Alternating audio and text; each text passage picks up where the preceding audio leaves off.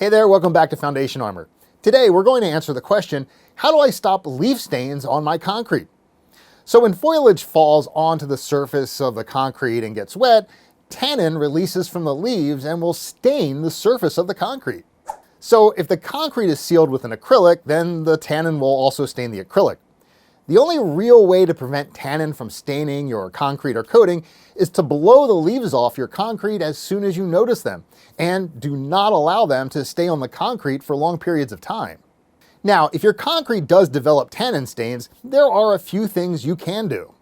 First, you can just leave the stains, because UV light will bleach the tannin stains and they'll eventually dissolve naturally on their own over time. But if you don't want to wait for the stains to dissolve on their own, well, you can use a gentle, non-acidic degreaser like Zep Purple Degreaser or a diluted bleach mixture. Now, if you decide to use bleach, apply a test area first because bleach can in fact change the color of your concrete, so you want to do a test first. Alright, that wraps up this video. Thanks for tuning in. And don't forget to visit www.foundationarmor.com for more great videos and to purchase professional grade concrete sealers and coatings. Until next time.